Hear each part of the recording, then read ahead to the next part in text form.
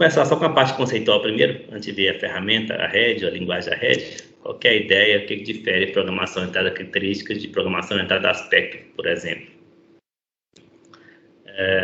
Uma das coisas a gente já viu ao longo do curso, mas só para ficar consistente com o artigo que eu preparei, então, voltei nas definições iniciais, o que é característica, pelo menos nesse artigo. Ele define característica como incremento no desenvolvimento ou na funcionalidade de um programa. Então, uma definição bem simples. Acho que é uma das definições que está no livro, apesar do livro apresentar várias definições, e a principal não é exatamente essa.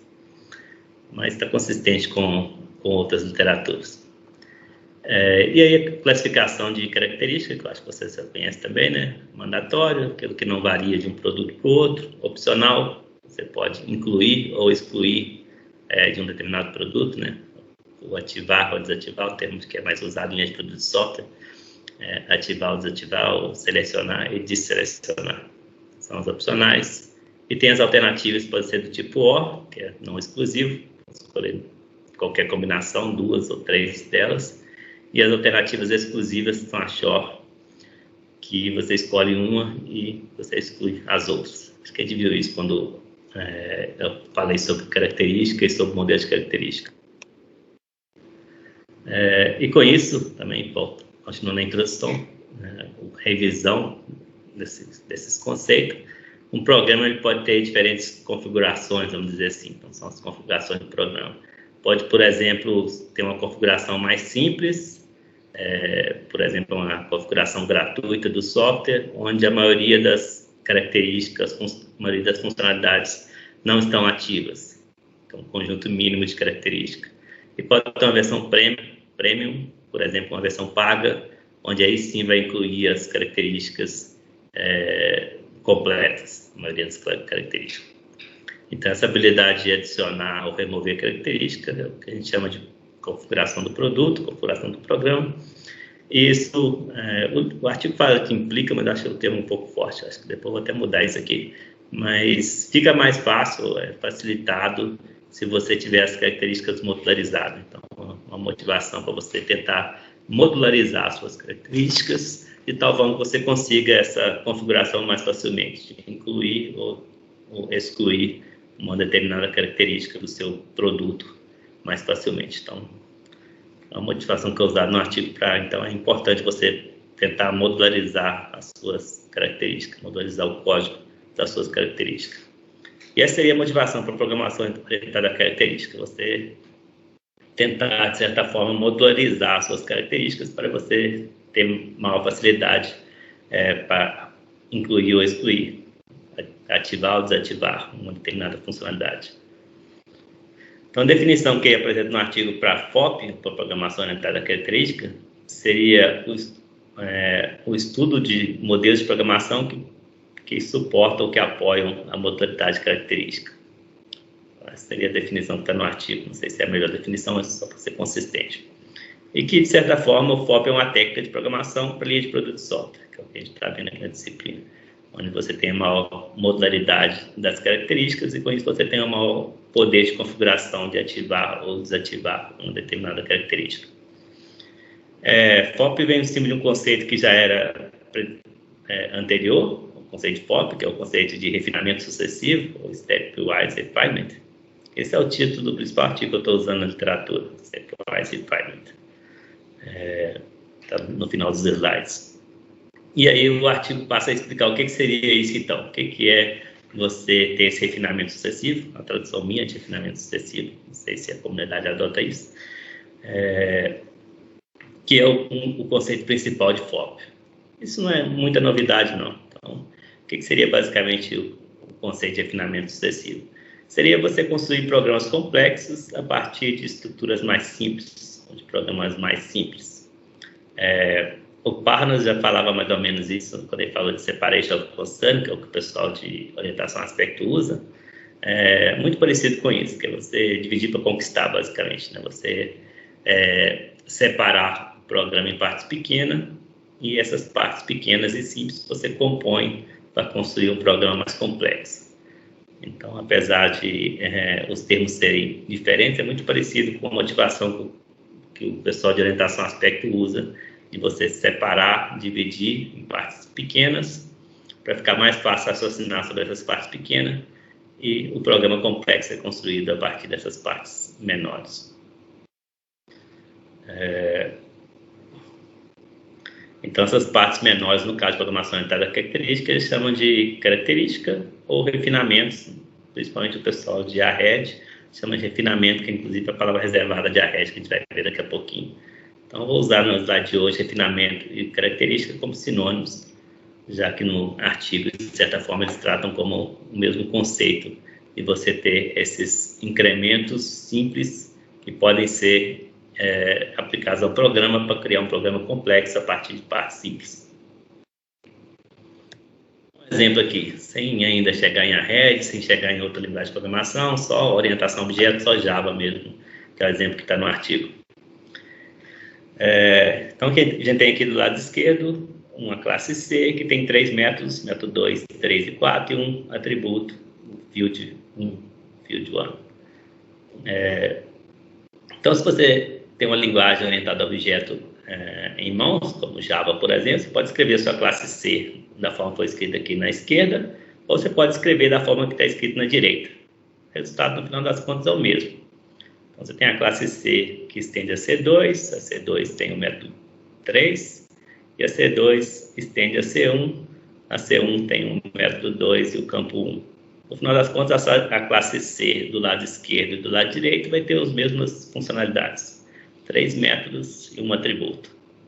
Vamos talvez ignorar a questão de visibilidade, porque talvez pode ser que tenha impacto. Nesse caso aqui eu acho que não, porque tudo é em visão de pacote, não foi usado. Talvez se você tivesse atributos privados, métodos públicos privados, protegidos, poderia fazer alguma diferença. Mas nesse caso aqui é basicamente o mesmo programa escrito de 2 formas diferentes, usando a herança e escrevendo tudo na própria classe C. Beleza? E o lado direito é que o pessoal de programação orientada a características chama de refinamento sucessivo, que é como se você tivesse uma classe C1 que só tem um atributo e um método, você refina essa classe C1 incluindo um novo método 3, e aí agora você tem o atributo 1, o método 2 e o método 3, depois você aplica mais um refinamento incluindo o método 4. Eles chamam de refinamento, é o equivalente à herança, no caso de orientação a objeto.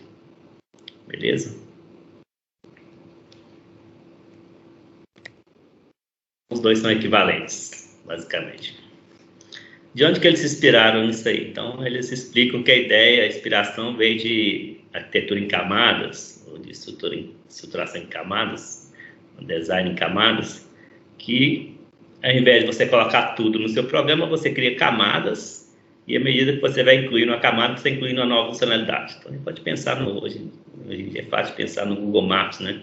Você tem lá um mapa e, de repente, você inclui uma camada com traffic, por exemplo, com trânsito, se está congestionado ou não a região aqui da Pampulha.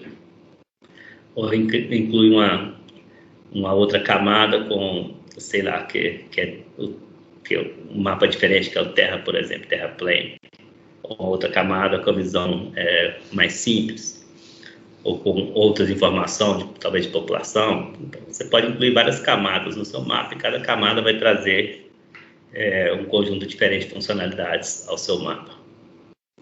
Então, eles se inspiraram nisso para essa ideia de que, se você pensar que cada camada é uma característica, um refinamento do seu programa, você pode ter várias camadas ou várias características que vão sendo incluídas gradativamente. E diferentes composições das camadas produzem programas diferentes. Então, o seu mapa pode ter ou não, por exemplo, a informação sobre tráfego na região. Então, se você compor aquela camada, você tem uma informação a mais, um resultado diferente do resultado original. Então, daí veio a inspiração, e é só converter esse mesmo conceito de camadas para o conceito de características. Então, eles resolveram generalizar essa ideia de camadas para o conceito de característica, mas, na verdade, eles chamam de generalização porque que característica, de certa forma, pode ser qualquer coisa. Pode ser código, mas também pode ser documentação, pode ser manual do usuário, pode ser modelos. Então, eles argumentam que o termo característica que eles usaram é um termo que engloba muita coisa, mais até do que camada. Não é só código-fonte, mas pode ter várias coisas na característica. E quando você inclui elas, você inclui muitos artefatos diferentes, não necessariamente só código-fonte. Então, o programa pode ser composto por vários artefatos, por exemplo, modelos, UML, código-fonte, código de teste, documentação do usuário, né, guia do usuário, e assim por diante. E aí, essa ideia de característica seria um termo mais agregador que generalizasse todos esses tipos de artefatos. Então, eles usaram o termo característica com essa intenção de generalização, de unificar vários artefatos em um único módulo de feature, módulo de característica, que fosse tratado de maneira uniforme.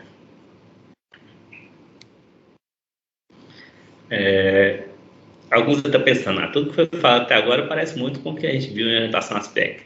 Também tem a questão de criar módulos mais simples, de separar, de modularizar para poder compor. Então, o que tem de diferente?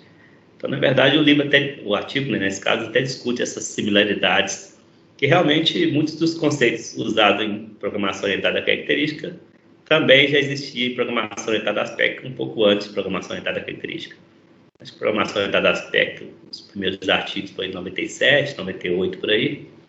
Programação orientada a característica já é de 2000 e pouco.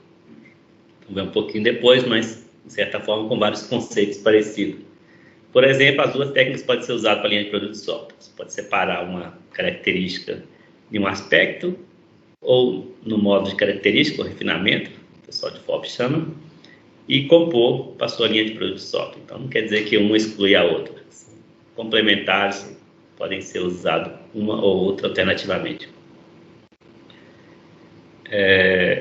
O objetivo, de certa forma, tem uma similaridade, que é estender o programa base com novas funcionalidades de maneira simples e fácil de manter, por causa da modularidade. Né?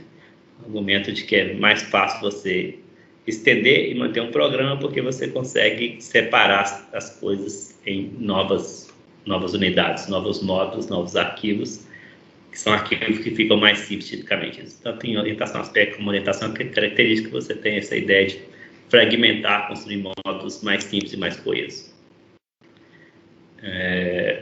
E, de certa forma, melhora a separação de interesse, que é um termo muito usado pelo pessoal de orientação a aspecto e que também se aplica à orientação característica, apesar de eles não usarem tanto esse termo separação de interesse, eles usam mais o termo refinamento sucessivo, como a gente vai ver ao longo da aula.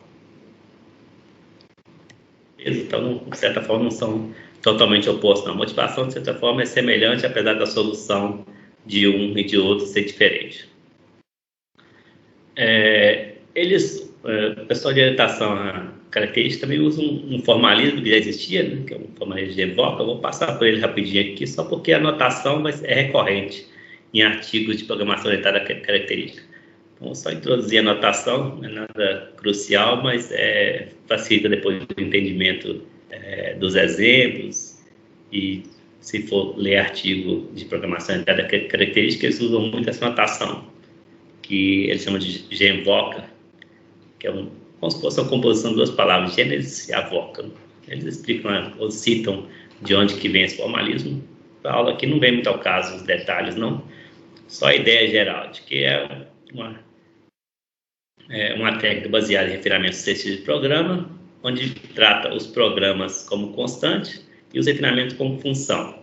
Então, cada refinamento seria uma função aplicada ao programa, né, aplicada à constante, que é o programa. E quando você aplica uma função a uma constante, você tem um resultado diferente. Muito parecido com aquela ideia de camada, né? Você pensar que a camada é uma função, é isso. Você tem um programa base, por exemplo, o mapa base do Google, e você aplica uma função, uma camada, por exemplo, de tráfego, e você tem um resultado diferente, que é o mapa com informação de tráfego. Alguns exemplos aqui, agora já mostrando um pouquinho da notação de genvoca, mas também de arret, ainda com foco no genvoca.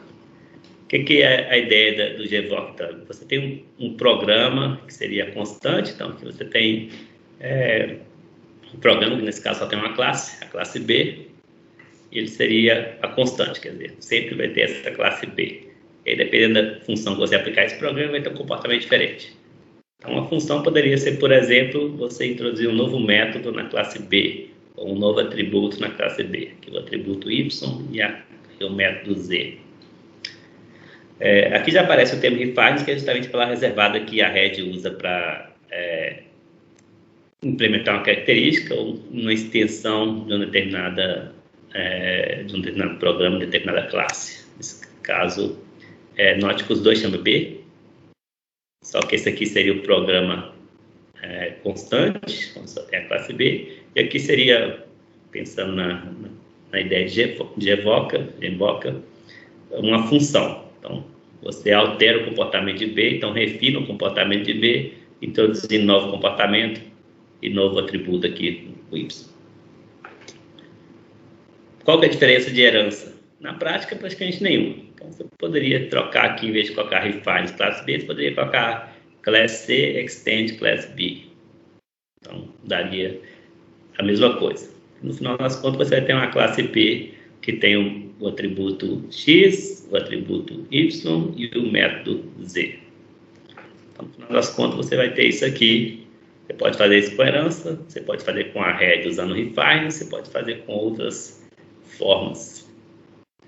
Talvez até com orientação aspecto também. Então, conceitualmente, é você ter o programa e aplicar refinamentos ou funções que altera o seu programa original. No caso de a Red, eles usaram o termo refines. Aí eles argumentam por quê? Porque eles consideram que é mais intuitivo com essa ideia de que você está refinando o comportamento da base, o comportamento da constante.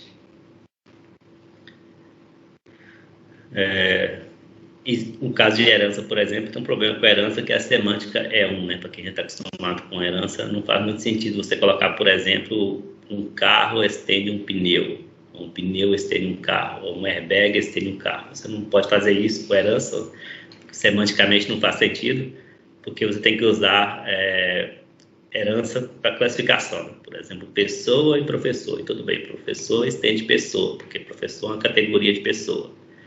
Mas você não pode colocar carro estende pneu ou pneu estende carro. E com o refine você pode. Então, o refine não tem essa semântica de classificação que o herança tem. Beleza? Então, é uma das argumentações mais fortes e consistentes para você entender que o refines ele é mais geral, você pode aplicar em qualquer contexto, enquanto a herança você poderia ferir o conceito de herança em orientação a objeto.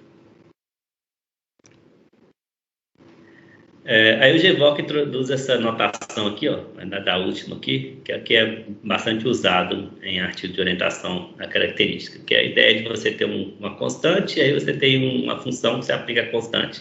Eles usam essa bolinha para representar isso, que é a função aplicada ao programa constante. Se for pensar numa expressão matemática, seria a mesma coisa de usar multiplicação ou usar parênteses, né? Você tem uma função R que é aplicada à constante P. Então, eu representaria nessa forma que N é igual a R entre parênteses P, uma função matemática, mas no caso de GEVOC, de orientação característica, eles preferem, na maioria dos casos, a segunda notação aqui, que é N é igual a R, bolinha P, que é o R aplicado a P. Essa seria a leitura. Beleza? Só para introduzir a notação, não tem muita novidade aqui. Então, P é o programa, uma constante, R é uma função ou um refinamento. Vamos usar o R de refinamento aí, para ficar mais fácil de lembrar. E N, então, seria o programa resultante da função aplicada à constante ou do refinamento aplicado ao programa.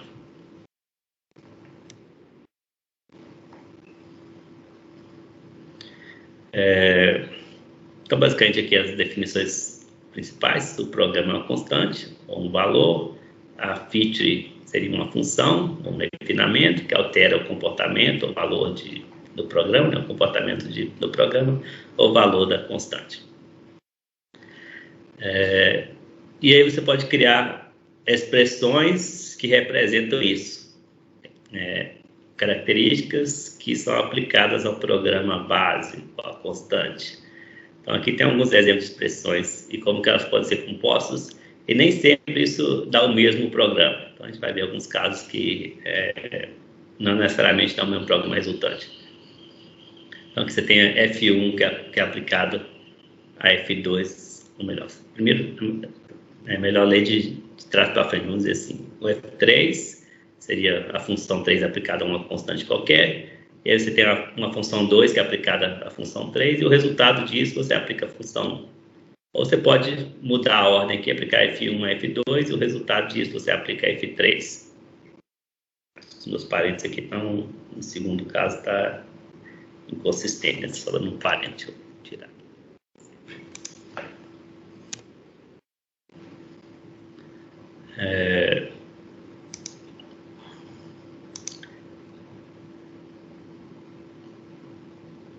Isso pode dar o mesmo resultado, mas não necessariamente dá o mesmo resultado. A gente vai ver mais para frente. É fácil de pensar em exemplos onde não necessariamente daria o mesmo resultado, né? Mas acho que lá para frente eu tenho alguns exemplos mais claros. Pensar no mapa, por exemplo, você aplicar de repente o terraplane, depois o tráfego, pode ser diferente você aplicar esses dois aqui, e aí você tem o terraplane no tráfego, mas não tem quando compor o mapa dá um visual diferente, por exemplo. Acho que aquele exemplo lá dos bolhas, talvez que está mostrando, talvez dá para ver alguma coisa sobre isso. Dependendo do que você colocar por cima, pode acabar encobrindo coisas na camada de baixo. Vou voltar lá naquele exemplo das camadas. Pode ser que a ordem aqui, ou como você compõe, pode ser que uma coisa tampa a outra. Por exemplo, a bolha tamparia o verdinho, ou o verdinho tamparia a bolha. Então, o pessoal de FOP também argumenta nesse sentido, de que não necessariamente vai dar o mesmo resultado quando você compõe de maneiras diferentes. Isso acontece em programas, em software, em linha de produto de software, então tem que ter essa atenção de que a ordem de composição pode impactar no resultado. Eu volto a falar isso daqui a pouquinho. Então, basicamente, ele mostra que a notação comum é essa daqui, que eles consideram mais simples, que é dessa bolinha preta aqui. Então, no caso, H seria a base, o I uma função aplicada ao H, o J aplicado na composição de I com H, que é equivalente a você usar parênteses em vez de usar bolinha, J aplicado à composição de I com H, que é equivalente à ideia de camadas também. Você tem a base, o H, você inclui uma nova camada, que é um novo conjunto de funcionalidades I, e inclui uma nova camada com conjunto de funcionalidades J. Então, esse slide aqui é só para mostrar que as coisas são mais ou menos equivalentes, mas a notação mais comum é essa da bolinha preta aí. J, bolinha preta I, bolinha preta H, que eles usam a bolinha preta com um significado de refina. Então, H é a base, I refina H, J refina I com H. Beleza? Então, agora você pode expressar diferentes produtos dependendo da combinação que você aplicar dos refinamentos. Então, cada expressão seria um produto. Então, poderia ter um produto 1, que seria J e H, J refina I, que refina H, onde a leitura das características seria as funções, e cada combinação seria um produto diferente. Algumas combinações podem não ser possíveis. Por exemplo, se tiver alguma restrição no feature model, vamos supor que tem um alternativo SHOR, uma alternativa exclusiva. Então, ao escolher I, você não pode escolher K, por exemplo. Então, algumas combinações podem não ser possível, e aí tem que de alguma forma representar isso no feature model e considerar isso ao criar as expressões. Vamos a um exemplo de feature model, já que vocês conhecem a notação, só para ficar claro como seria essa ideia de você ter diferentes expressões que representam diferentes produtos. Então, aqui, um exemplo que tem no artigo também, é bem simplesinho. A base seria uma funcionalidade obrigatória e tem duas opcionais, que é o I e o J. Então, usando o símbolo de composição, que é o símbolo de, às vezes, eles chamam de composição, às vezes de refinamento, que é a bolinha preta aí. Então, você pode ter I refina a base, então, o I compõe com a base, I bolinha preta base, seria a base com a funcionalidade I. O J bolinha preta base, J composto com a base, que é a funcionalidade J, a característica J aplicada à base. Ou I, J, base.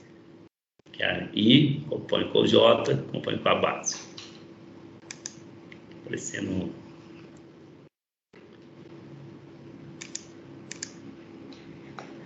Então, por uma parte que eu acho que não atrapalha não, né? Tampando um pouco embaixo.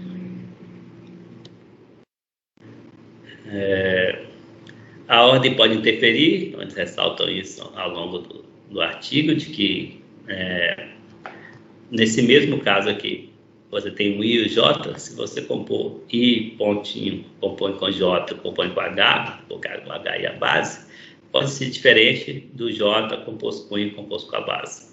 Aquela ideia de que, depende da ordem das camadas, pode ter um resultado final diferente. Então, a ordem das camadas interfere, aqui também a ordem de como você acompanha as features pode interferir. Então, uma feature pode acabar interferindo no comportamento da outra feature, dependendo da ordem que você compor. Então, quando você lê uma expressão como essa, I composto com J composto com H, quer dizer que a base seria o H, você primeiro adiciona J à base, então a feature J é adicionada à base, e depois você, ao resultado, né, você adiciona a feature I. A feature I é adicionada ao resultado da composição J com H. Então a leitura é sempre da direita para a esquerda aqui. H, muitas vezes o H ou é a base, ou às vezes a base é omitido, como se fosse a função H aplicada à base. Então, nesse caso aqui do exemplo, não ficou muito claro se H é uma função ou se é a base mesmo. Vamos considerar que é a base. Então, tem a base H, J, a função aplicada a H, então sempre da direita para a esquerda, e depois o I aplicado à composição JH. Beleza?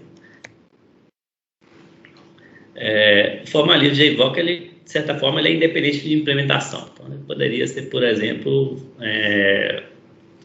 implementado com compilação condicional, que a gente já viu aqui, com programação orientada a aspecto, a gente já viu. Então, pode ter várias formas de implementar essa ideia de aplicar uma função em cima da constante.